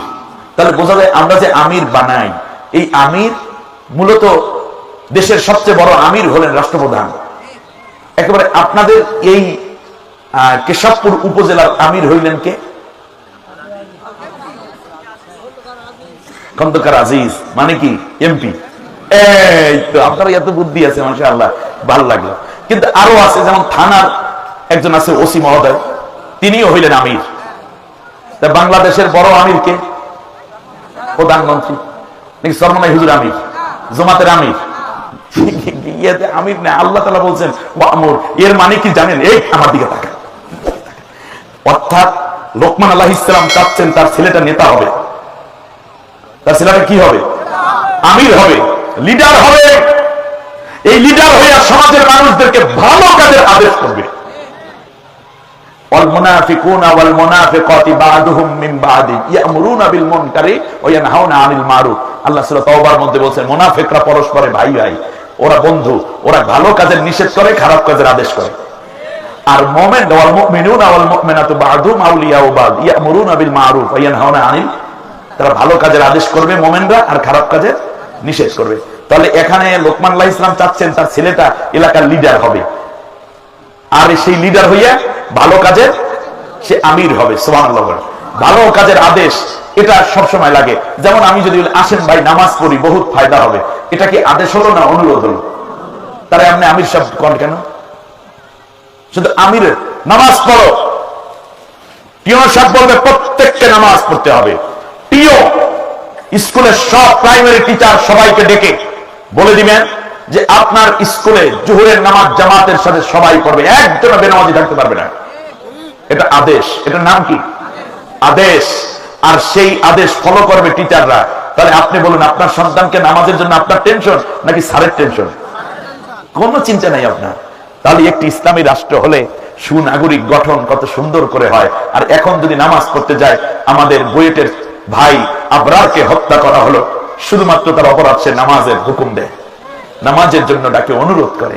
আমার ভাইয়েরা, আমর বিল মারুফ, ভালো কাজের আদেশ করো, হালাল খাও। আর খারাপ কাজের নিষেধ হচ্ছে জেনা করতে পারবা না, মদ পান করতে পারবা না, দুর্নীতি করতে পারবা না, চুরি করতে পারবা না, ডাকাতি করতে পারবা না, ঘুষ খাইতে পারবা না। ঠিক না বলেন? খারাপ কাজের নিষেধ। তো খারাপ ভালো কাজের আদেশ যতটুকু সহজ, খারাপ কাজের নিষেধ এটা কিন্তু বড় কঠিন। ঠিক না বলেন? খারাপ কাজের নিষেধের স্তর তিনটা। মান রাআ মিনকুম মুনকারান ফালিয়ুগাইয়ির বিয়াদিহি। খারাপ কাজ দেখো, সাথে সাথে হাত দ্বারা প্রতিবাদ করা শুরু করে দাও। যদি এটা না পারো তাহলে মুখ দিয়ে বলো, এটাও যদি না পারো, হ্যাঁ, তারপর যদি এইটা না পারো তাহলে তোমরা যেটা করবা তা হচ্ছে মনে মনে মনে মনে চিন্তা করবা, সিদ্ধান্ত নিবা যে কেমন করে এই সমাজটা পরিবর্তন করা যায়। সুবহানাল্লাহ বলেন, সুবহানাল্লাহ। তাহলে ভালো কাজের আদেশ, খারাপ কাজের নিষেধের জন্য আজ থেকে আমরা চিন্তা করব। খারাপ ভালো কাজের কথা বললে আপনি কিছু বন্ধু পাবেন, কিন্তু খারাপ কাজ আপনি মনে করেন, যদি কোনো শিল্পপতি আপনার মসজিদে চলে আসে, যদি বলেন যে ভালো কাজ, শিল্পপতি সাহেব আসছেন, 6 তলা বিল্ডিং করা দরকার মসজিদটা, আমরা 5ম ফ্লোর পর্যন্ত করতে দিই, 6 তলার ছাদটা দিতে এখন মাত্র বেশি লাগে না, 65 লাখ টাকা লাগে, আপনি যদি একটু হেল্প করতেন, দেখবেন একটা থেকে 65 লাখ লিখে দেবে। এই ঘটনা আমার দ্বারা ঘটাইছে, তো এই জন্য আমি বলছি আর কি। আমার মসজিদ যেটাই ছিলাম 65 লাখ, উনি নামাজ পড়ে 2 পাশে দিক গান নেন, মাহফিল আমি আলোচনা শেষ করে যাচ্ছি, কিছু কিছু টাকা মানুষ দিয়েছে, শিল্পপতি নিজে চলে একটা সেক্রেটারি আগে পাঠাইছে, উনি 5 তলায় নামাজ পড়ে, তারপরে এসে বলছে যে স্যার আপনার সাথে দেখা করতে চাই হুজুর, যদি অনুমতি দেন। বললো অনুমতি দেওয়া হলো, আসেন। তিনি গার্মেন্টসের 5টা গার্মেন্টসের মালিক গুলশানে, তারপরে বাড্ডা গুলশান এলাকায়। আসার পর বললো যে হুজুর এই 6ষ্ঠ তলাটা আমি একাই করে দিতে চাই, টাইলস টুইলস সহ 65 লাখ টাকা লাগবে। আপনি বলছেন তাহলে আমি একাই দিয়ে দিই, কিন্তু একটু দাবি, শুধুমাত্র এখানে যে অনুদানটা আমি দিলাম এটা আমার নামে হবে না, এটা আমার মায়ের নামে, কারণ আমার মা মারা গেছে 3 দিন আগে, আপনি মা বাবার খেদমতের ওয়াজ করেছেন। আমি চিন্তা করলাম লোকের আবেগ আছে, তাই কমিটির সাথে না বলে যেটা পারা যায় না, ঠিক না?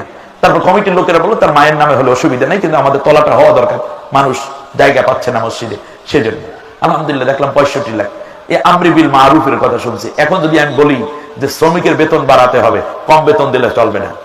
যদি বলি যে এই কম কোয়ালিটির মাল দিয়ে বেশি টাকা আদায় করা যাবে না, এরপর ব্যাংকে দেউলিয়া দেখাইয়া নিজের নামে সব সম্পত্তি বাজেয়াপ্ত করা যাবে না, এই খারাপ কাজের নিষেধ যদি করা শুরু করি, তাহলে গার্মেন্টস চালার আমার টাকা দেবো তো দূরের কথা, কবি এই হুজুর রাখছে কিনা? ঠিক কিনা বলেন? আমরা ওয়াজ করি রমজান আসতেছে, দ্রব্যমূল্য কমা, নসিহত করি। কোন কোন ব্যবসায়ী দেখা যাবে যে 5 কেজি 20 কেজি 10 কেজি খেজুর চাইলে ঠিকই দিয়ে দেবে, কিন্তু যারা এই সিন্ডিকেট তৈরি করে আজকে যারা খেজুরের দাম বাড়াইয়া রাখছে, এখনই 1 গ্লাস শরবত খাইবে, চিনির শরবত সারাদিন শেষে একটু ইসুফগুলের ভুসি ভিজাইয়া একটু ডু আফজা সিরাপ দিয়া চিনির কেজি 170 টাকা। গত বছর এই দিনে চিনি আমরা কিনেছিলাম 75 টাকায়, মাঝখানে 100 টাকা বাড়াইলো কারা? তারাই আজকে হয়তো বলতেছে যে তোমরা খেজুর কিংবা আঙ্গুর দিয়ে ইফতার দেখো, যে বই দিয়া ইফতার করো। এদেরকে ধরবে কে? যারা এই অন্যায় সিন্ডিকেট বন্ধ করবে, তারাই আজকে সিন্ডিকেট তৈরি করেছে কিনা এটাও আমাদের বিবেচনা দেখা এবং দেখা দরকার। ঠিক না বলেন? এগুলো কি হচ্ছে? রমজান উপলক্ষে বিশ্বের অন্যান্য রাষ্ট্রগুলো দ্রব্যমূল্য কমিয়ে দেয়, ভর্তুকি দেয় প্রয়োজনে। আমার দেশে বিভিন্ন মৃত ব্যক্তিদের জন্মবার্ষিকী, মৃত্যুবার্ষিকী পালন করার জন্য এরপর অমুকটা উদ্বোধন হবে, ওই 31st নাইট এইটা হবে, ওইটা উদ্বোধন হবে, এইটা করবে সেইটা করবে। সেই জন্য যদি অপচয় হয়, সেই টাকাগুলো সেভ করে যদি বিশ্বের 2য় বৃহত্তম মুসলিম রাষ্ট্র মুসলিম এই দেশটাকে যদি ইফতারের জন্য ভর্তুকি দেওয়া হতো, তাহলে প্রত্যেক মসজিদ গুলোতে এক একটা মসজিদে সরকারি ভাবে 1 কেজি করে খেজুর দেওয়া কোনো ব্যাপার না। ঠিক না বলেন? 1 মণ করে খেজুর পাঠাই না, 1 মণ খেজুর দিয়ে দেন, রোজাদারা দোয়া করবে। বাণিজ্য মন্ত্রী কয় কি, কে কি বলে? খেজুর দিয়ে ইফতার করার দরকার নাই, ইফতার করবে কি দিয়ে? উনি রোজা রাখে কিনা দেখা দরকার। ওনার ইফতারি, যিনি এই কথা বলেছেন তার ইফতারি হবে এখন থেকে কি দিয়ে?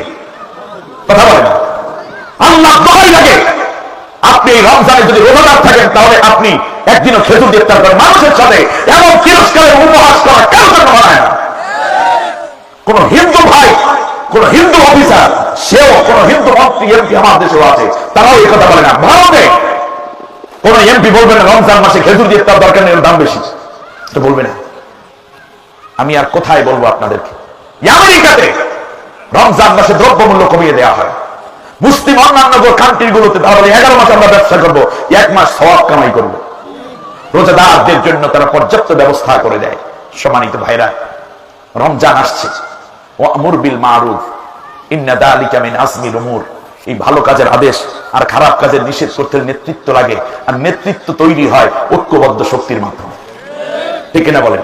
অতএব আমাদেরকে ঐক্যবদ্ধ থাকতে হবে, ঠিক আছে কিনা? আর এই ঐক্যবদ্ধ হবো কি খারাপ কাজের জন্য না কোরআনের রাজ কায়েমের জন্য? জোরে বলেন, কোরআনের রাজ কায়েমের জন্য, ঠিক আছে কিনা? তাহলে আমরা আজকে শপথ করতে পারি, সামনে রমজান, কোরআন নাজিলের মাসে আজ থেকে সব বিদাত ভুলে আলিয়া, কওমিয়া, খারিজি, গোল টুপি, লম্বা টুপি, ছোট দাড়ি, বড় দাড়ি, পোড়া পাঞ্জাবি, গোল পাঞ্জাবি, শার্ট, প্যান্ট এবং এর পাশাপাশি জোরে জিকির, আস্তে জিকির, দাঁড়িয়ে জিকির, লাফাইয়া জিকির, এইগুলো নিয়ে আমাদের কোনো ইখতিলাফ আমরা করবো না। আমাদের প্রভু এক নবীর উম্মত। এই হিসাবে আগামী দিন হবে আল্লাহর কোরআনের রাজ কায়েমের মাধ্যমে